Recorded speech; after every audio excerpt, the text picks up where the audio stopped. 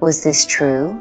Even though many had heard extreme accusations against Dorian Gray, whenever they saw him, they couldn't believe that someone so pure-looking and charming could engage in disreputable actions. Because he always looked like a pure youth untouched by the corrupt world. A strange phenomenon occurred. People would be discussing sordid matters, saying, "Dorian Gray did all this?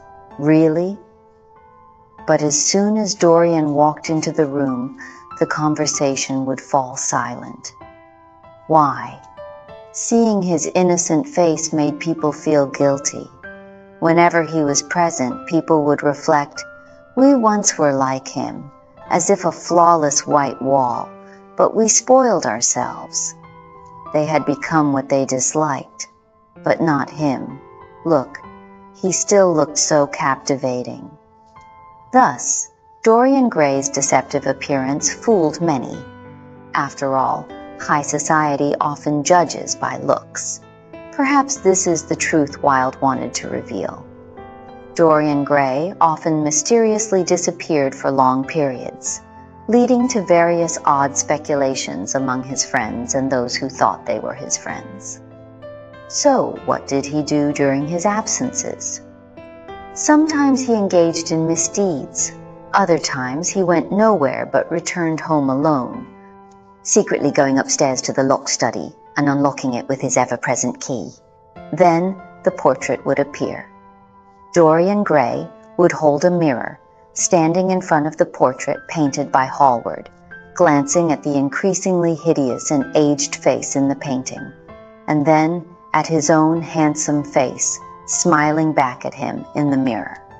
What kind of sensation did this stark contrast bring?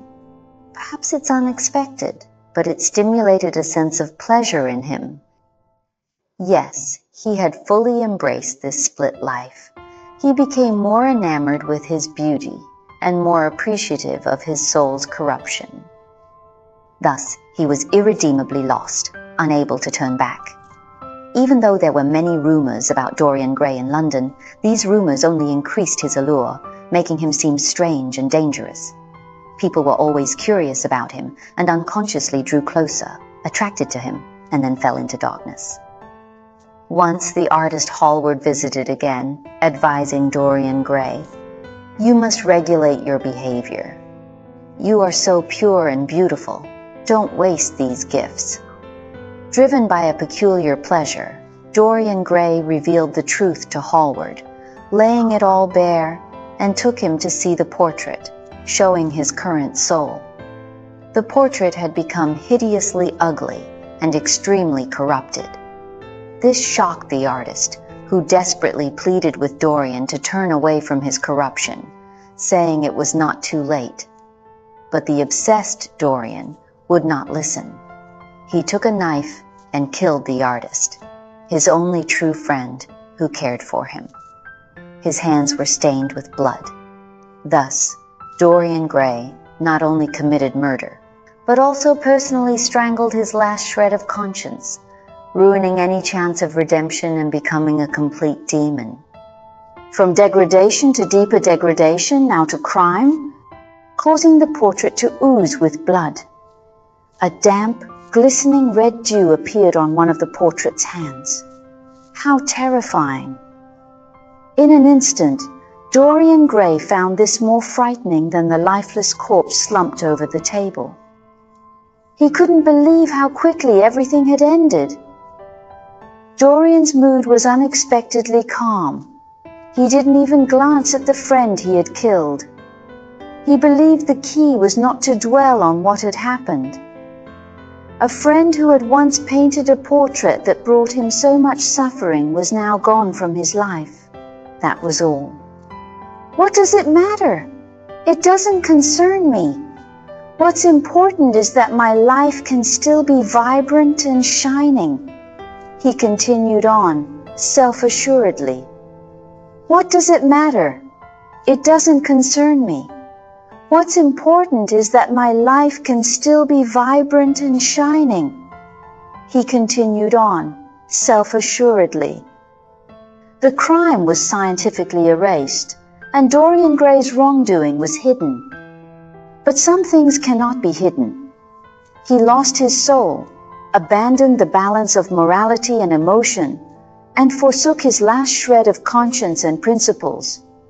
He became trapped in a cycle of desire, unable to extricate himself, and nothing could excite him anymore.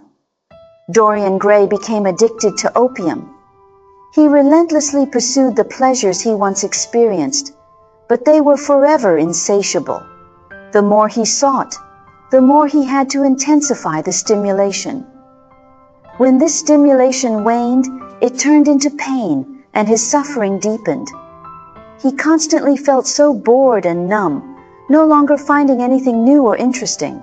Perhaps this is Wilde's warning to the world.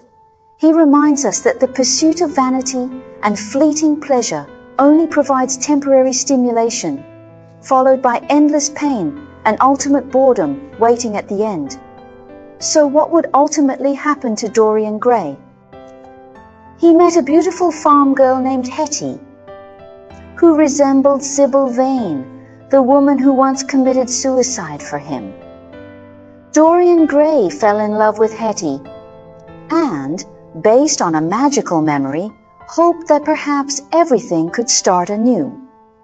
He decided to elope with Hetty, leaving behind the city where he had committed countless crimes, abandoning everything that had ensnared him, and distancing himself from the portrait that bore all evidence of his sins. He wanted to start fresh with Hetty,